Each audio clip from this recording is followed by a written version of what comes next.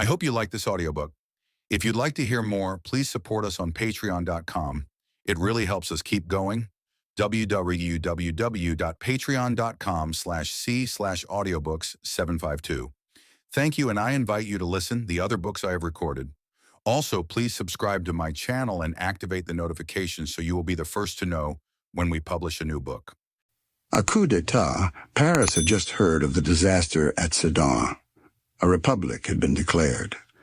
All France was wavering on the brink of this madness, which lasted until after the Commune. From one end of the country to the other, everybody was playing soldier. Capmakers became colonels, fulfilling the duties of generals. Revolvers and swords were displayed around big, peaceful stomachs wrapped in flaming red belts. Little tradesmen became warriors commanding battalions of brawling volunteers and swearing like pirates in order to give themselves some prestige. The sole fact of handling firearms crazed these people, who up to that time had only handled scales and made them, without any reason, dangerous to all. Innocent people were shot to prove that they knew how to kill. In forests, which had never seen a Prussian, stray dogs, grazing cows, and browsing horses were killed. Each one thought himself called upon to play a great part in military affairs. The cafes of the smallest villages, full of uniformed tradesmen, looked like barracks or hospitals. The town of Canville was still in ignorance of the maddening news from the army and the capital. Nevertheless, great excitement had prevailed for the last month, the opposing parties finding themselves face to face. The mayor, Viscount de Vanetot, a thin little old man, a conservative, who had recently, from ambition, gone over to the Empire, had seen a determined opponent arise in Dr. Massorel, a big, full-blooded man, leader of the Republican Party of the neighborhood, a high official in the local Masonic Lodge, president of the Agricultural Society and of the Firemen's Banquet, and the organizer of the rural militia which was to save the country. In 2 weeks, he had managed to gather together 63 volunteers, fathers of families, prudent farmers, and town merchants, and every morning he would drill them in the square in front of the town hall. When, perchance, the mayor would come to the municipal building, Commander Massorel, girt with pistols, would pass proudly in front of his troop, his sword in his hand, and make all of them cry, "Long live the fatherland!" And it had been noticed that this cry excited the little Viscount, who probably saw in it a menace, a threat, as well as the odious memory of the Great Revolution. On the morning of the 5th of September, the doctor, in full uniform, his revolver on the table, was giving a consultation to an old couple, a farmer who had been suffering from varicose veins for the last 7 years and had waited until his wife had them also, before he would consult the doctor when the postman brought in the paper. Monsieur Massorel opened it, grew pale, suddenly rose, and lifting his hands to heaven in a gesture of exultation, began to shout at the top of his voice before the two frightened country folks, "Long live the Republic! Long live the Republic! Long live the Republic!" Then he fell back in his chair, weak from emotion. And as the peasant resumed, "It started with the ants, which began to run up and down my legs." Dr. Massorel exclaimed, "Shut up, I haven't got time to bother with your nonsense. The Republic has been proclaimed. The Emperor has been taken prisoner. France is saved. Long live the Republic." Running to the door, he howled, "Celeste, quick, Celeste!" The servant, affrighted, hastened in. He was trying to talk so rapidly that he could only stammer, "My boots, my sword, my cartridge box, and the Spanish dagger which is on my night table. Hasten." As the persistent peasant, taking advantage of a moment's silence, continued, "I seem to get big lumps which hurt me when I walk." The physician, exasperated, roared, "Shut up and get out! If you had washed your feet, it would not have happened." Then, grabbing him by the collar, he yelled at him, Can't you understand that we are a republic, you brass-plated idiot? But professional sentiment soon calmed him, and he pushed the bewildered couple out, saying, come back tomorrow, my friends. I haven't any time today.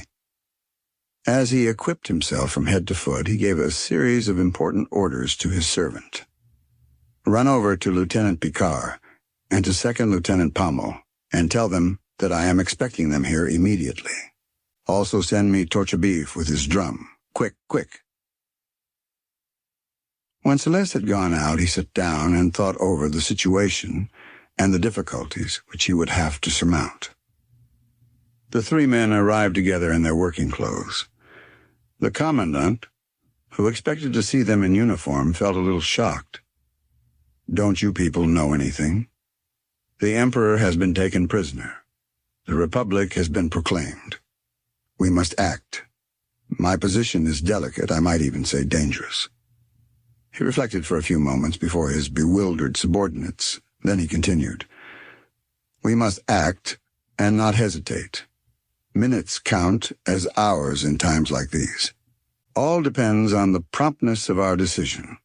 You, Picard, go to the cure and order him to ring the alarm bell in order to get together the people, to whom I am going to announce the news. You, Torchabeuf, beat the tattoo throughout the whole neighborhood, as far as the hamlets of Gerisai and Salmare, in order to assemble the militia in the public square.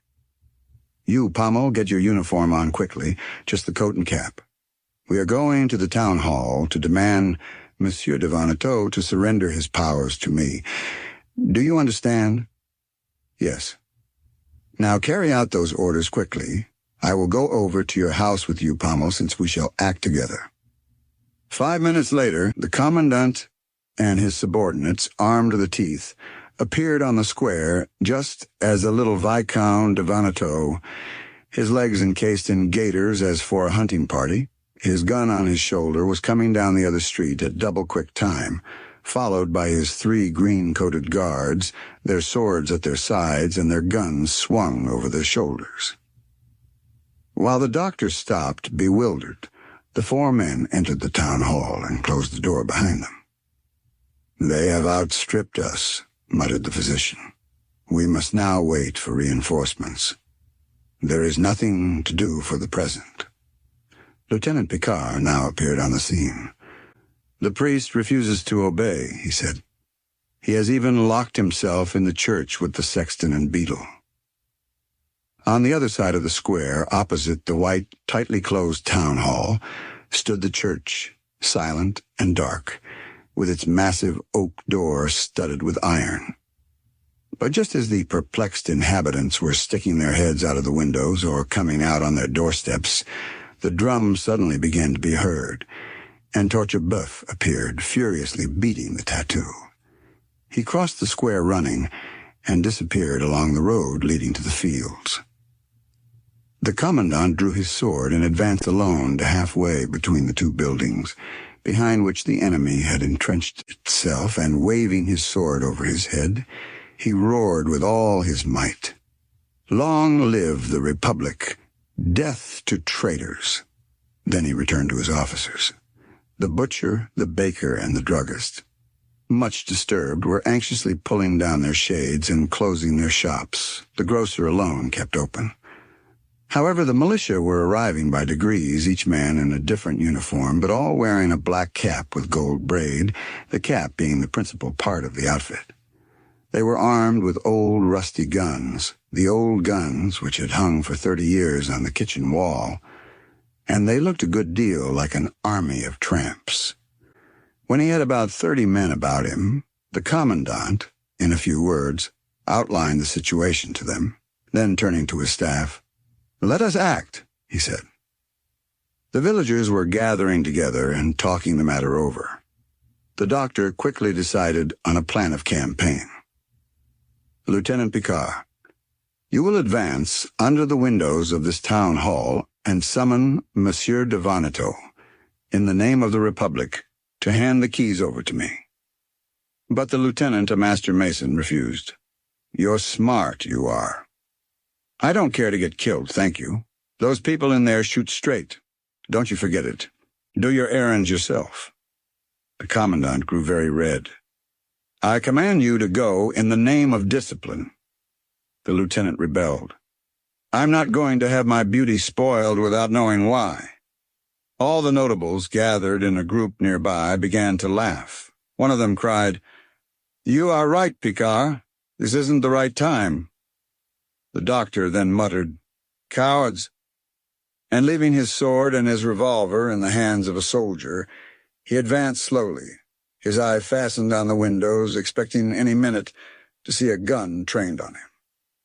When he was within a few feet of the building, the doors at both ends leading into the two schools opened and a flood of children ran out, boys from one side, girls from the ether, and began to play around the doctor in the big empty square, screeching and screaming and making so much noise that he could not make himself heard. As soon as the last child was out of the building, the two doors closed again. Most of the youngsters finally dispersed, and the commandant called in a loud voice, "Monsieur de Vanetot!" A window on the first floor opened, and Monsieur de Vanetot appeared. The commandant continued, "Monsieur, you know that great events have just taken place, which have changed the entire aspect of the government." "The one which you represented no longer exists. The one which I represent is taking control. Under these painful but decisive circumstances, I come, in the name of the new republic, to ask you to turn over to me the office which you held under the former government." Monsieur de Vanetot answered, "Doctor, I am the mayor of Canville, duly appointed, and I shall remain mayor of Canville until I have been dismissed by a decree from my superiors. As mayor, I am in my place in the town hall, and here I stay. Anyhow, just try to get me out." He closed the window. The commandant returned to his troop. But before giving any information, eyeing Lieutenant Picard from head to foot, he exclaimed, "You're a great one, you are. You're a fine specimen of manhood. You're a disgrace to the army. I degrade you. I don't give a—" He turned away and mingled with a group of townspeople. Then the doctor hesitated. What could he do? Attack? But would his men obey orders? And then, did he have the right to do so? An idea struck him. He ran to the telegraph office opposite the town hall and sent off 3 telegrams. To the new Republican government in Paris. To the new prefect of the Seine-Inférieure at Rouen. To the new Republican sub-prefect at Dieppe. He explained the situation, pointed out the danger which the town would run if it should remain in the hands of the royalist mayor, offered his faithful services, asked for orders, and signed, putting all his titles after his name. Then he returned to his battalion, and drawing 10 francs from his pocket, he cried, "Here, my friends, go eat and drink. Only leave me a detachment of 10 men to guard against anybody's leaving the town hall." But ex-Lieutenant Picard, who had been talking with the watchmaker, heard him. He began to laugh and exclaimed, "By Jove! If they come out, it'll give you a chance to get in. Otherwise, I can see you standing out there for the rest of your life." The doctor did not reply, and he went to luncheon. In the afternoon, he disposed his men about the town as though they were in immediate danger of an ambush. Several times he passed in front of the town hall and of the church without noticing anything suspicious. The 2 buildings looked as though empty. The butcher, the baker, and the druggist once more opened up their stores. Everybody was talking about the affair. If the emperor were a prisoner, there must have been some kind of treason. They did not know exactly which of the republics had returned to power. Night fell. Toward 9 o'clock, the doctor, alone, noiselessly approached the entrance of the public building, persuaded that the enemy must have gone to bed, and as he was preparing to batter down the door with a pickaxe, the deep voice of a sentry suddenly called, "Who goes there?"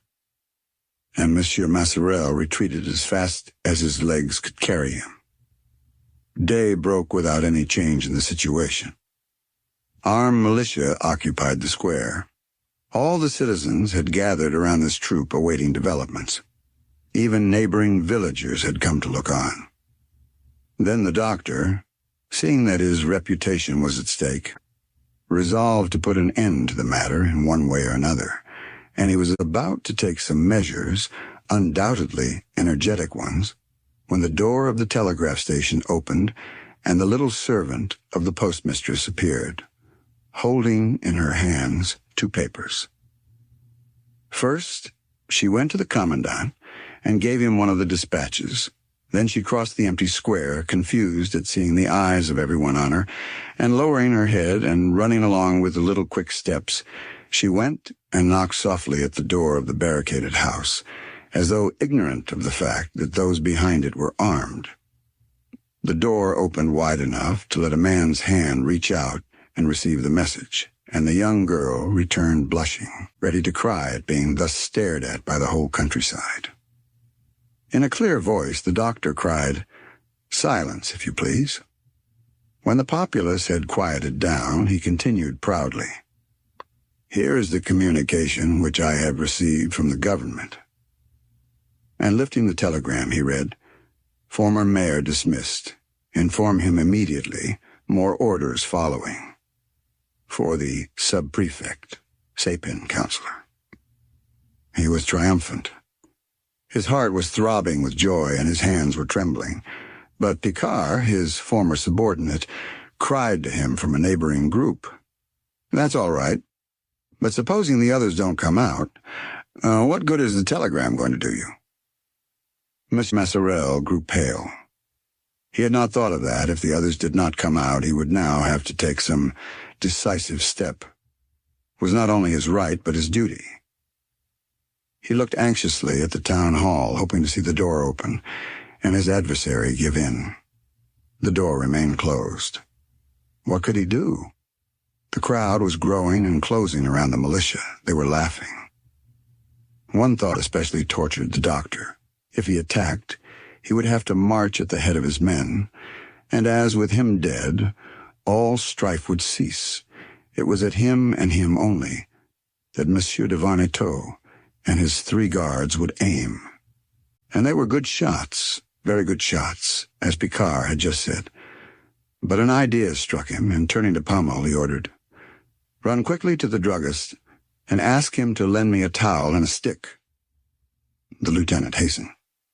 He would make a flag of truce, a white flag, at the sight of which the royalist heart of the mayor would perhaps rejoice.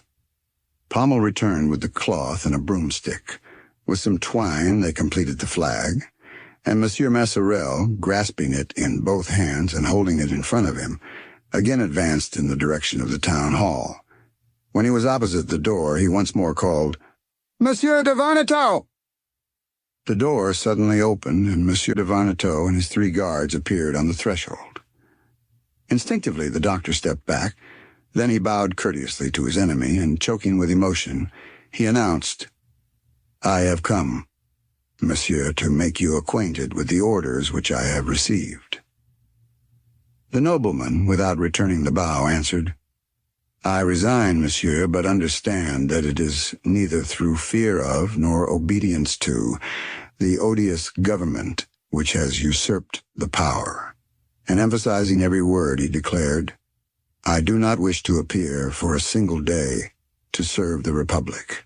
That's all." Masserel, stunned, answered nothing, and Monsieur de Varnetot, walking quickly, disappeared around the corner of the square, still followed by his escort.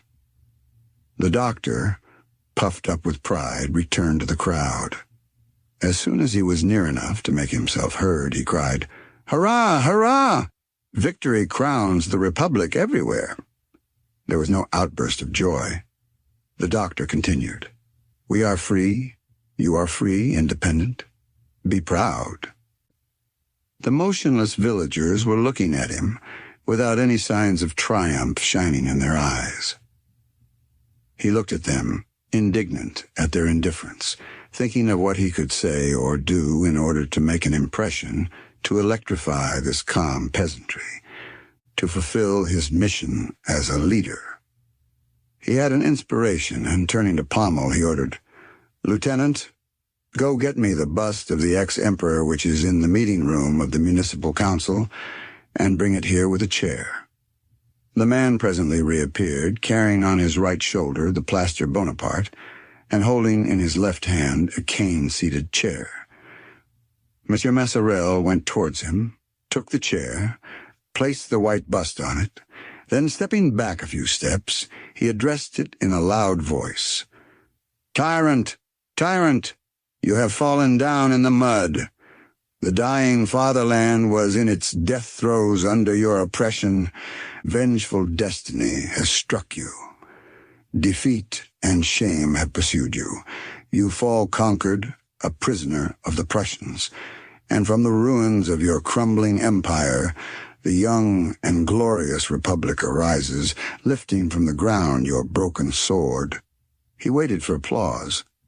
Not a sound greeted his listening ear. The peasants, nonplussed, kept silent, and the white, placid, well-groomed statue seemed to look at Monsieur Masserel with its plaster smile, ineffaceable and sarcastic. Thus they stood face to face, Napoleon on his chair, the physician standing 3 feet away. Anger seized the commandant. What could he do to move this crowd, and definitely to win over public opinion? He happened to carry his hand to his stomach, and he felt under his red belt the butt of his revolver. Not another inspiration. Not another word came to his mind. Then he drew his weapon, stepped back a few steps, and shot the former monarch. The bullet made a little black hole, like a spot in his forehead. No sensation was created. Masserel shot a second time and made a second hole, then a third time. Then, without stopping, he shot off the 3 remaining shots. Napoleon's forehead was blown away in a white powder, but his eyes, nose, and pointed mustache remained intact. Then, in exasperation, the doctor kicked the chair over, and placing one foot on what remained of the bust in the position of a conqueror, he turned to the amazed public and yelled, "Thus may all traitors die!" As no enthusiasm was as yet visible, the spectators appearing to be dumb with astonishment, the commandant cried to the militia, "You may go home now," and he himself walked rapidly, almost ran towards his house. As soon as he appeared, the servant told him that some patients had been waiting in his office for over 3 hours. He hastened in. They were the same 2 peasants as a few days before, who had returned at daybreak, obstinate and patient. The old man immediately began his explanation. It began with ants, which seemed to be crawling up and down my legs. I hope you like this audiobook. If you'd like to hear more, please support us on patreon.com. It really helps us keep going. www.patreon.com/c/audiobooks752. Thank you, and I invite you to listen the other books I have recorded. Also, please subscribe to my channel and activate the notifications so you will be the first to know when we publish a new book.